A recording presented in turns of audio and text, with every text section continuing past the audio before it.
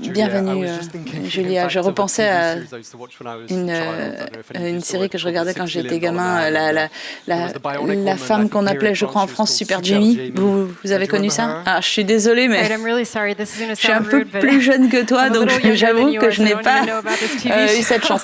Mais enfin, moi, ça me fait penser à Terminator. Mais bon, bref, oui, c'est vrai que ça nous rapproche d'un être humain bionique. Voilà, vous avez pu le constater, l'intelligence artificielle, on en parle beaucoup, ce mot apparaît à peu près partout, on l'utilise à tout bout de champ, sans savoir de temps en temps même ce que ça recouvre. En tout cas, une chose est sûre, on associe très rarement l'intelligence artificielle aux femmes. À tort, comme nous l'explique tout de suite Caroline Lair, qui est la fondatrice de Women in AI. On l'écoute. Bonjour, je m'appelle Caroline Lair. Je travaille chez Snips, qui est une société française qui fait de la reconnaissance vocale en embarqué. Je suis également une des 3 cofondatrices de Women in AI, une association française qui vise à promouvoir la participation des femmes dans l'industrie de l'intelligence artificielle. Je ne suis pas ingénieure, je ne suis pas data scientist, j'ai une formation business, commerce et relations internationales, mais j'ai finalement toujours évolué dans le milieu des nouvelles technologies et depuis 2 ans dans l'intelligence artificielle.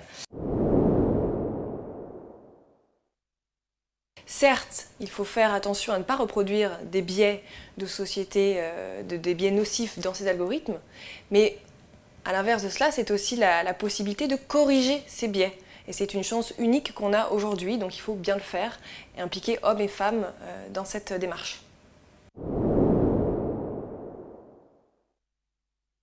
Women in AI s'appuie sur une communauté avant tout. C'est une communauté internationale de femmes qui évoluent dans le milieu de l'intelligence artificielle. Des femmes avec un profil technique, des femmes avec des profils non techniques. On a des avocates, des chirurgiennes, des financières. Et l'idée, l'ADN très fort de Women in AI, c'est de pouvoir responsabiliser, autonomiser, outiller les femmes de cette communauté en s'appuyant sur le partage, sur le soutien. On croit énormément à cette notion de communauté. On va également puiser dans ce réseau de femmes et d'expertes pour créer des programmes éducatifs qui s'adressent aux plus jeunes, pour les initier à l'intelligence artificielle, et également des programmes pour former les femmes actives. Chez Women in AI, on réfléchit aux moyens d'impliquer, de promouvoir l'industrie de l'intelligence artificielle auprès de davantage de femmes. Il y a plusieurs choses à faire. À très court terme, nous pensons que les entreprises, le secteur privé a un rôle important à jouer en s'engageant à promouvoir les femmes dans ces métiers-là, c'est-à-dire en recrutant des femmes et en formant également leurs employés femmes à ces sujets-là. À moyen et long terme, ce qui est capital, c'est de changer finalement la mentalité des jeunes femmes lorsqu'on parle des filières techniques, donc scientifiques, mathématiques, ingénieurs, et d'arriver à susciter plus de vocation chez ces jeunes filles. Ça passe par beaucoup de choses, donc plus promouvoir ces filières à l'école, dès le plus jeune âge, avec des initiations à la robotique, comme nous faisons chez Women in AI.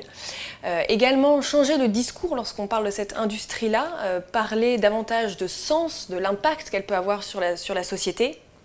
Et enfin, et c'est très important et on l'oublie, il faut également repenser le discours des conseillers d'orientation et des professeurs qui, quelque part, aujourd'hui, reproduisent des biais, les biais selon lesquels la filière scientifique serait plus pour des garçons que pour des filles. Enfin, pour finir, si j'avais un message à faire passer à vous toutes qui me regardez aujourd'hui, ce serait vraiment de vous pousser à vous intéresser à l'intelligence artificielle. On a aujourd'hui une opportunité unique de participer à l'élaboration de la société de demain et ceci doit se faire absolument avec les femmes. Donc rejoignez womeninai.co. Voilà, on n'associe pas l'intelligence artificielle aux femmes. Il y a une autre association, oui, vous pouvez l'applaudir.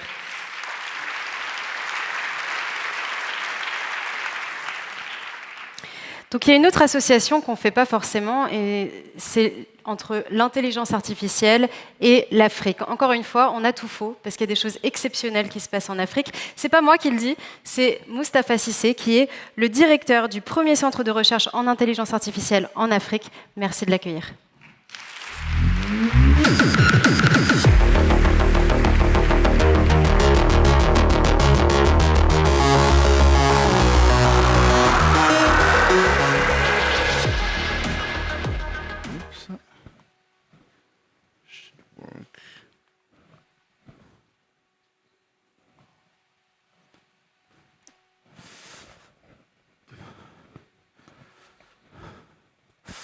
Bonjour tout le monde.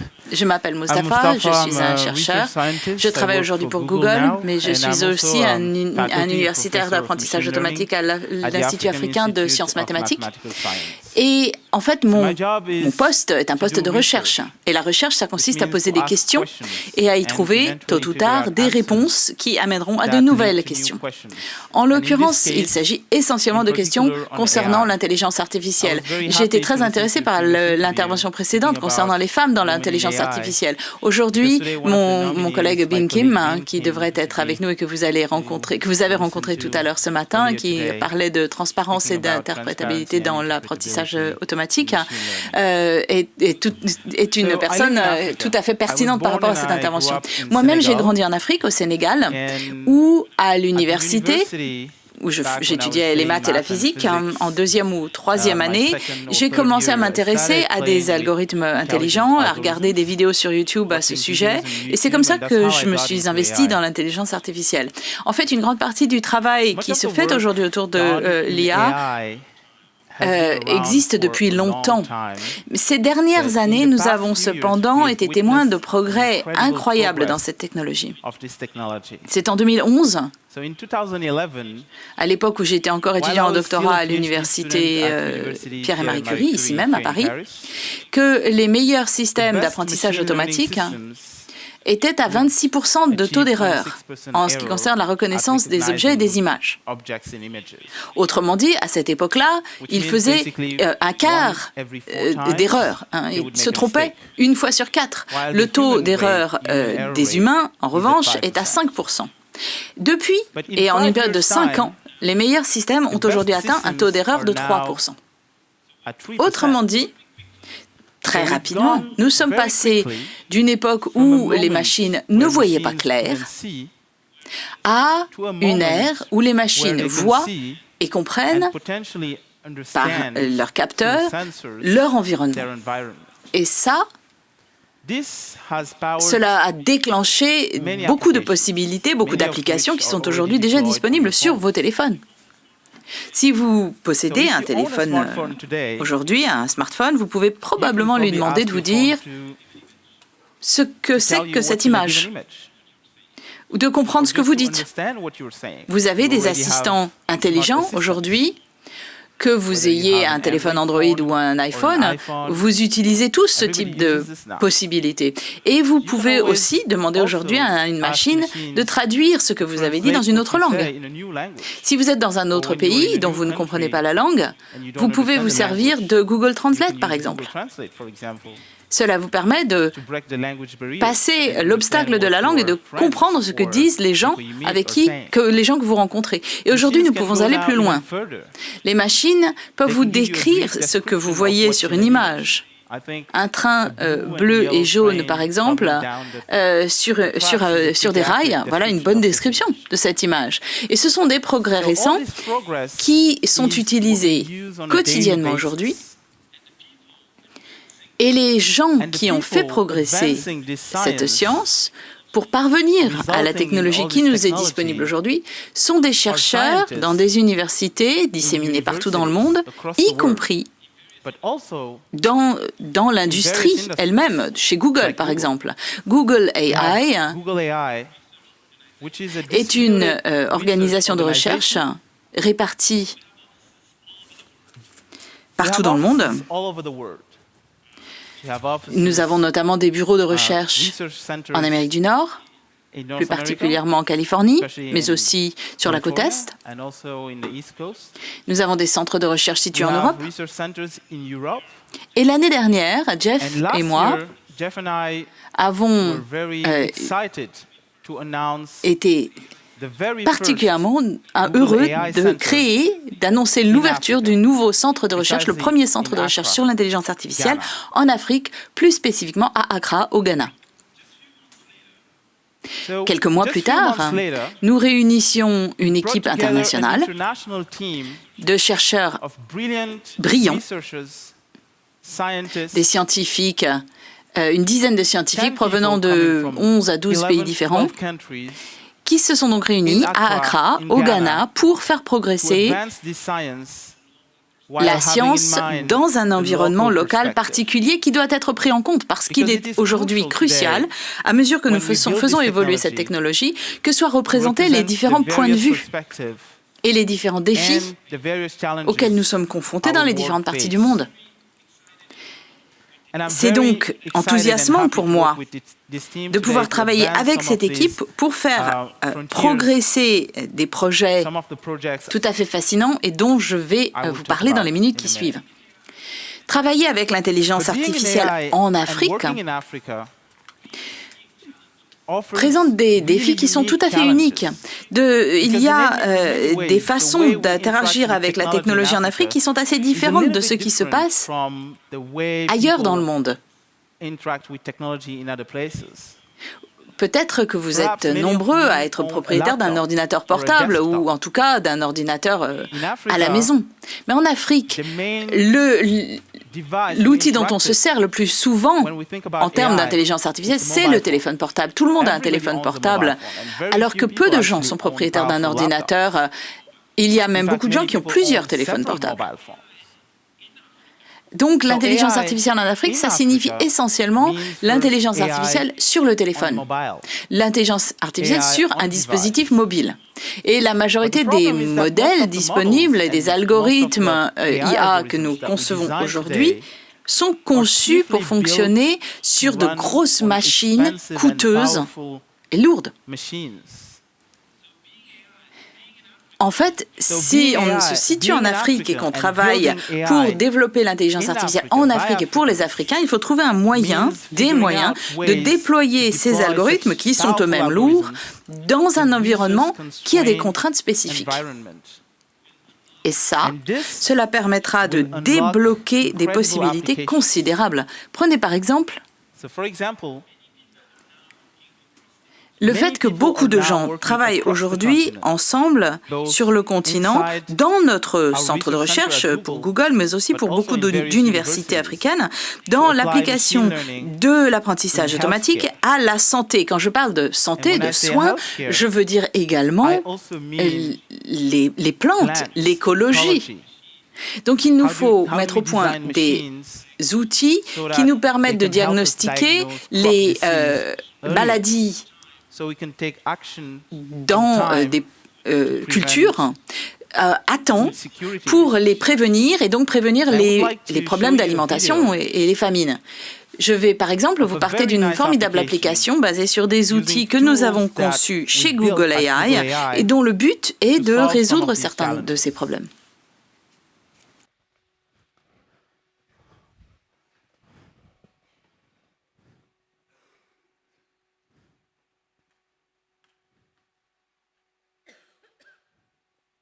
Oops. We don't seem to have the sound.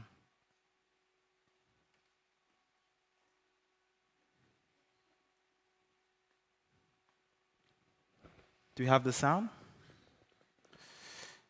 C'est intéressant, parce que je parle d'intelligence artificielle, c'est censé être une technologie de pointe absolument formidable, mais on n'est toujours pas capable de mettre le son. Bon. Alors, les gens ils vont vous parler de robots qui vont détruire le monde, mais franchement, on n'y est pas. Hein. You're not very close.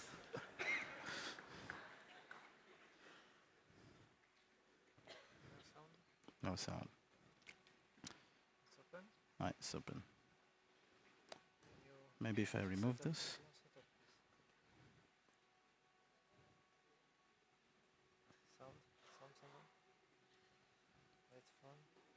Doesn't work. Maybe I should try this.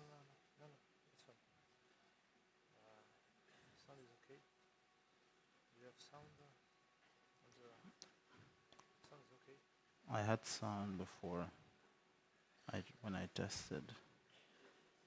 Oh, whoops.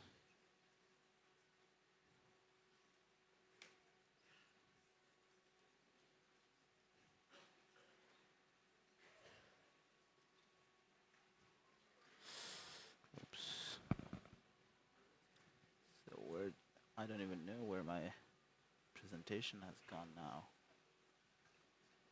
Can we just remove this for a minute? The HDMI first. It's able to make predictions in less than a second. Instead of having to implement thousands of lines of code, TensorFlow provides a library of functions that allow us to build architectures Just a second. in much less time. We need something that can be deployed on a phone without any connection. TensorFlow is able to shrink these neural networks to be able to fit on your mobile device. The human input is absolutely critical. We're really building something that augments your experience and makes you better at your job.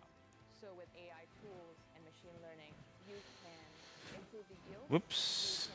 Looks like we don't have this anymore. Ah, it's back. And you can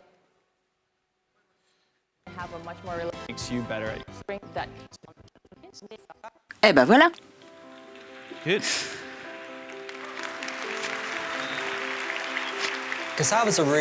What an achievement.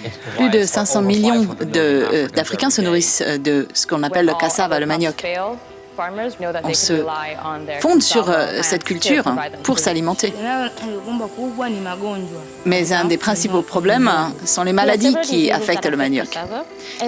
Des maladies qui rendent le manioc immangeable. Et donc c'est très important de lutter contre ces maladies. Nous cherchons à nous servir d'apprentissage automatique pour réagir à l'émergence de ces maladies.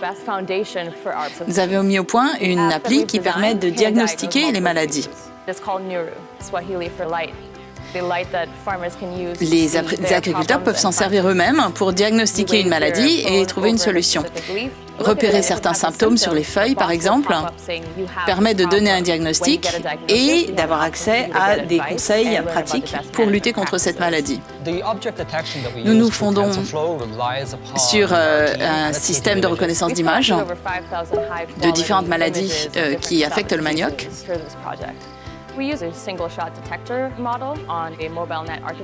Et avec le système, nous pouvons prédire quelle est la maladie en moins d'une seconde. Une librairie de fonctions a permis de mettre au point une architecture qui donne une réponse très rapide. Il nous fallait en effet un système qui soit déployable sur un téléphone. L'apport humain est absolument critique. Ce que nous avons construit, c'est une chose qui augmente votre expérience et qui donc vous rend plus compétent dans votre travail. Cela vous permet de protéger vos récoltes et donc d'avoir un approvisionnement alimentaire plus sûr. Cela peut transformer la vie de centaines de millions de personnes dans le monde. J'ai vu moi-même que cette technologie nous permet vraiment de détecter les maladies. C'est un produit qui peut vraiment améliorer la vie des gens. C'est une révolution.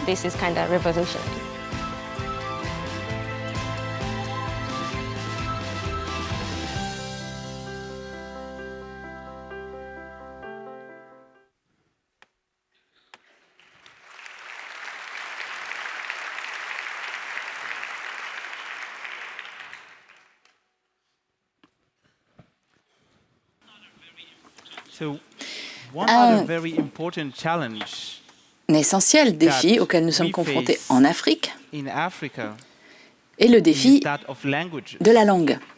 Alors, si vous vivez vous-même en Europe, vous savez peut-être qu'il existe en Europe près de 300 langues parlées. Mais en Afrique, nous en avons plus de 2000. Donc, c'est un continent extrêmement diversifié du point de vue linguistique et surmonter l'obstacle linguistique sur cet immense continent nous permettrait de réaliser des choses formidables en termes de commerce, d'intégration culturelle, etc. vous n'êtes pas sans connaître l'application Google Translate, mais sur le continent, beaucoup de gens essayent de mettre au point des applications qui permettent de la même façon de gérer des milliers de langues plutôt que simplement le français, l'anglais, l'allemand et l'espagnol. Et ce serait extrêmement important d'y parvenir. Cela n'est que l'une des très nombreuses applications auxquelles l'on travaille aujourd'hui. Il y a également les prévisions des inondations. Récemment, une équipe de chercheurs et d'ingénieurs chez Google AI ont conçu de nouveaux modèles visant à prédire avec précision le moment où une inondation va se produire et exactement où l'inondation va avoir un impact. Ces inondations touchent près de 250 millions de personnes par an dans le monde. Donc, prévoir exactement et suffisamment à l'avance la zone qui va être touchée par un événement comme celui-ci nous permettrait de sauver beaucoup de vies, des millions de vies. Que ce soit en Afrique ou ailleurs dans le monde. De fait, des applications de ce type sont déjà déployées. En Inde, par exemple, aujourd'hui, lorsqu'une inondation se déclare, on peut en être prévenu sur un téléphone portable par Google. De mon côté, je me réjouis de voir bientôt beaucoup d'autres applications de ce type se diffuser partout sur notre continent. Nous avons mis au point ces technologies tout en gardant à l'esprit les aspects environnementaux et sociaux qui nous concernent. En effet, il faut garder à l'esprit les principes d'équité et de transparence. Et sur ce point, je salue Bin Hin, ma collègue, qui a fait une présentation ce matin et qui a beaucoup travaillé justement à la transparence des algorithmes. Pour que ces algorithmes soient plus faciles à comprendre pour nous, les humains. Nous aussi mettons au point des algorithmes dans les zones où nous travaillons, ce qui signifie spécifiquement pour nous en Afrique. Et donc, nous mettons un point d'honneur à travailler avec les populations locales, avec les institutions locales, à travailler dans des domaines très différents, de façon à ce que, par cette collaboration, ces technologies puissent être déployées dans le domaine de l'éducation, de la santé, comme la vidéo que je viens de vous présenter, ou de l'agriculture. L'impact ne peut en être que plus grand si l'on prend en compte l'environnement local. Mettre au point une technologie qui est véritablement harmonisée avec les valeurs de la société où elle doit jouer son rôle signifie que les valeurs de cette technologie seront les bonnes. Pour y parvenir, nous offrons des bourses à des étudiants, à des chercheurs et à des universités. Nous finançons des programmes. Et moi-même, je suis enseignant à l'Université africaine de sciences mathématiques où, l'année dernière, lorsque j'ai décidé de revenir chez moi et de travailler à ces projets sur mon propre continent, j'ai contribué au lancement d'un programme qui réunit de jeunes et brillants Africains pour leur donner la meilleure formation possible dans le domaine de l'intelligence artificielle. Et la première promotion de ces étudiants consiste en une trentaine de jeunes gens qui viennent de tous les pays d'Afrique. Et chaque sujet du programme a été mis au point par un chercheur éminent dans son domaine. Je vais vous montrer une rapide vidéo qui consiste en une série d'interviews de ces étudiants.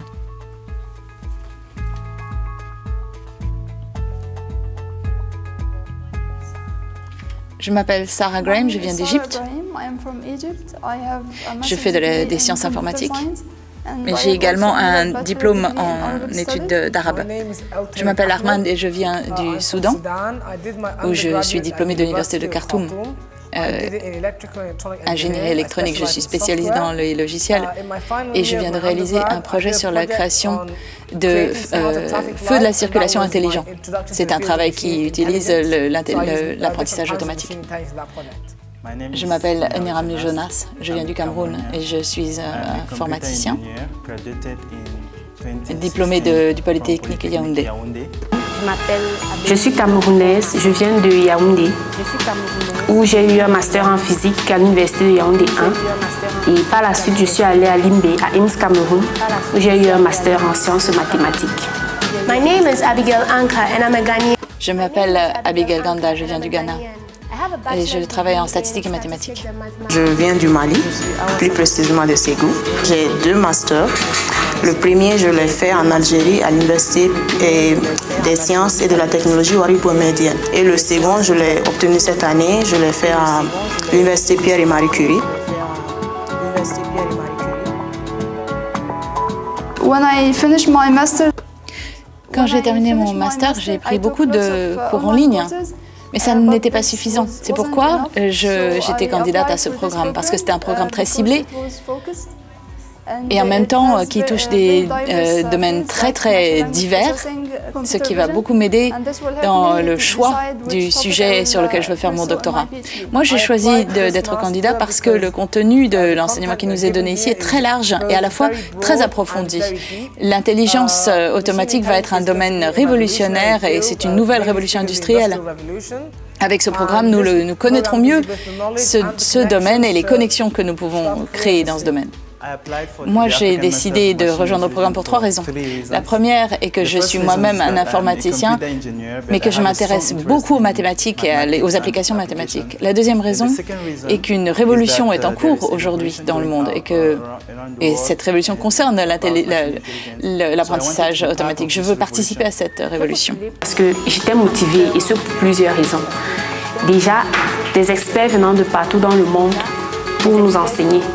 Venant de Google, de Facebook et tout. C'est pas tous les jours qu'on rencontre ça. I applied for this program for 2 reasons. J'ai rejoint le programme pour 2 raisons. D'abord, l'apprentissage automatique pour moi me paraît être vraiment très utile pour les statistiques et comme je suis formée en statistique et en mathématiques, je voudrais savoir à quoi peuvent me servir les applications de ces outils. Pour approfondir mes connaissances, me perfectionner. Parce que là, les cours seront donnés par des professionnels, des experts du domaine.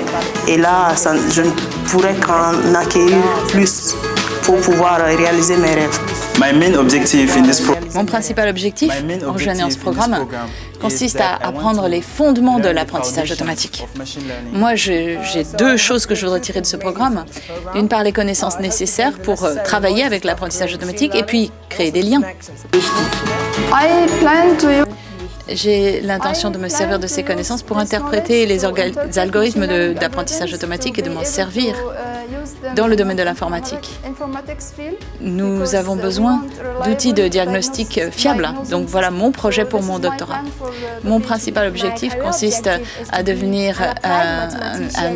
à travailler dans les mathématiques appliquées. Et je suis sûre de pouvoir contribuer à une évolution sociale positive avec ces outils.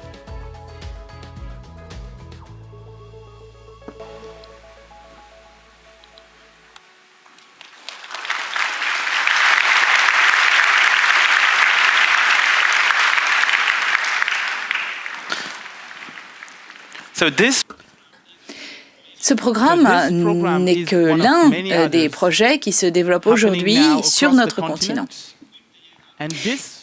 C'est ainsi que nous équiperons les jeunes Africains des connaissances dont ils ont besoin pour bâtir les outils qu'il leur faut pour résoudre leurs propres problèmes, nos propres problèmes. C'est donc vraiment enthousiasmant pour moi que cette année, mon ex-patron à Facebook, Jan LeCun, a dit que c'était probablement le master le plus sélectif du monde. Et effectivement, nous avons reçu plus de 7000 candidatures et nous n'avons pu en sélectionner qu'une centaine. Nous allons donc élargir le programme l'année prochaine en introduisant un nouveau pays au Ghana. Nous étions à Kigali l'année dernière et dans les années à venir, nous allons étendre le programme à un plus grand nombre de pays.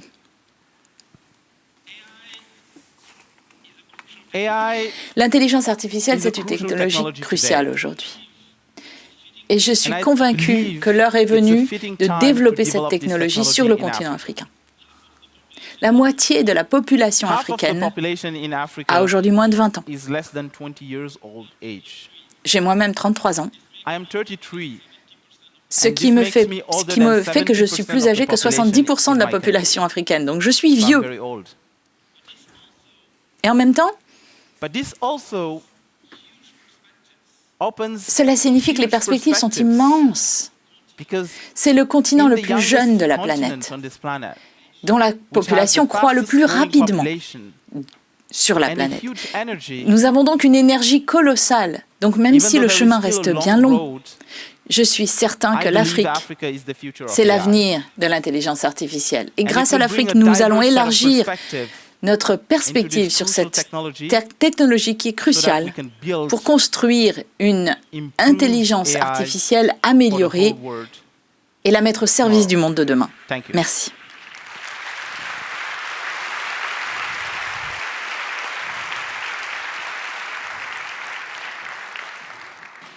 Thank you very much. Merci beaucoup. Merci. Thank you very much. Thank you. Merci, Mustapha. Voilà, Moustapha Cissé, je ne sais pas pour vous, mais en tout cas, moi, il m'a convaincu sur le fait que le futur de l'intelligence artificielle est en Afrique. C'est la fin de cette première matinée du forum Innovation de NetExplo. J'espère que vous avez apprécié les innovations. Il y a encore 4 innovations en lice, hein, n'oubliez pas. Et tout à l'heure, on aura l'occasion de voter à 16h30. On a besoin de vous. Oui, le suspense reste entier. Nous avons donc vu 6 innovations sur 10. Il nous en reste 4 pour cet après-midi. Pendant la pause déjeuner, n'oubliez pas de vérifier l'expérience de réalité virtuelle d'Iconem. Et après le déjeuner, vous aurez une chance de voter pour le Grand Prix de NetExplo. Alors rejoignez-nous à 14h10, 14h10, pour en savoir plus sur le fondateur de Iconem et la préservation de notre patrimoine culturel. Bon appétit à tous.